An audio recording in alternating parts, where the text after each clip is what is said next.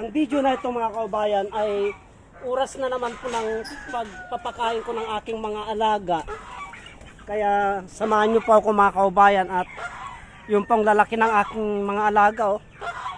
Oras po ng pagpapakain ko sa kanila ngayon. At yung mga sisiw ko naman po na pato, ayun po malalaki na po. Oh. Gutom na po itong aking mga alaga. At tignan po ninyo, ang kuko, nanunuka po itong mga ito. Kaya kailangan sila pong unang pakainin ko. Kasi pag hindi silang unang pakainin ko, ay manunuka po yan. Ibang ugali ng mga ganitong manok. Napakaloko po ng mga ganitong klaseng manok.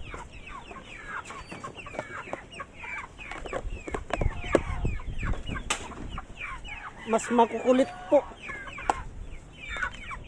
Kaya ito po, tignan po ninyo, aray ko. Ang kukulit.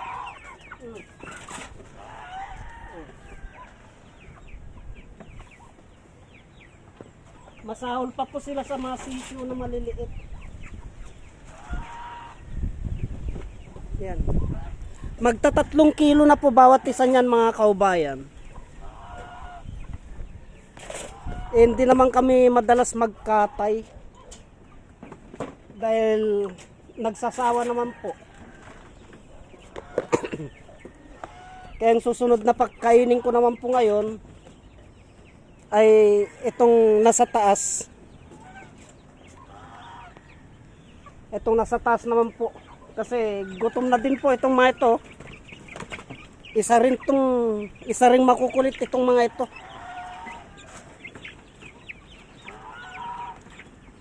Ang kukulit din po ng mga itong mga kaubayan. Oh. Nakakatuwa po. Oh. Uy! Nakakatuwa po sila mga kaubayan. Kasi agawan po sila. Oh.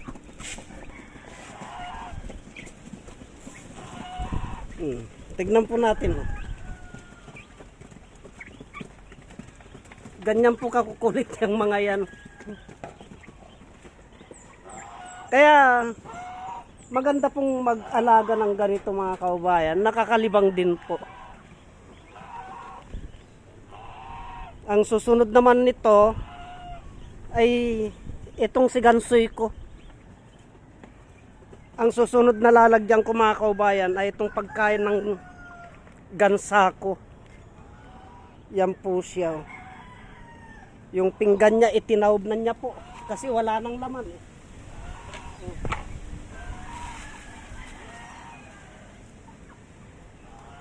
Yun po. Oh, kumain ka na doon.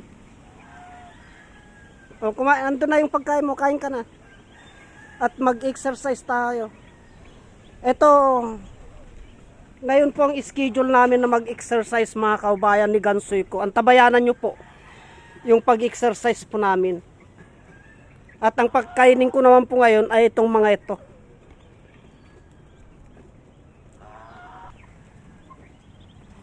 Bali, pinapakain ko naman po, inagisan ko itong pato ko.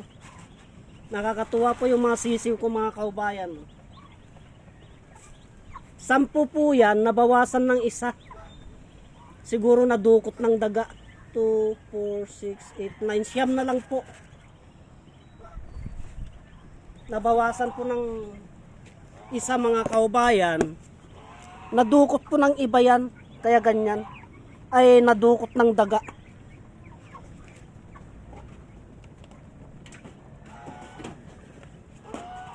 Napakagaling po ng mga daga mga kaubayan. Kasi naka-screen na po ito eh.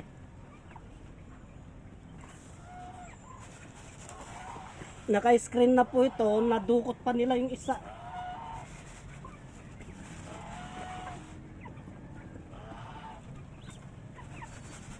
Ayan.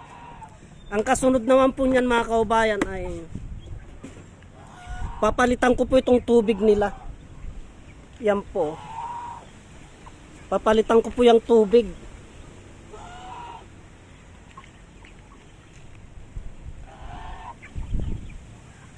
Kasi pag hindi ko palitan yan ay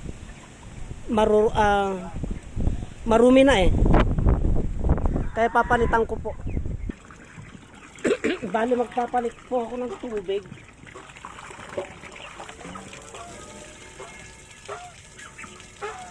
Kasi kung linulubluban po nila mga kaubayan, linulubluban po ng mga malilit na pato. Mamaya-maya po, yang mga yan, lulubluban na po nila yan. Ganyan po yan, no? Nagsisililapitan na. Oh. Nakakatuwa po yan. Gustong gusto po nilang nakalublob sa tubig.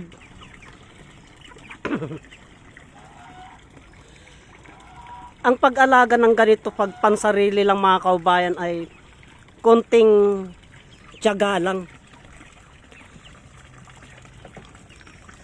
Yan po, ayos na po yan.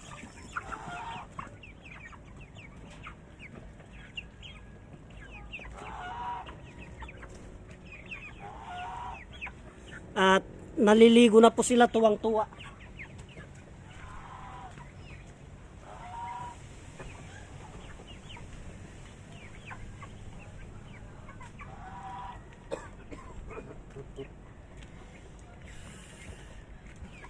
Yan po sila mga kaubayan.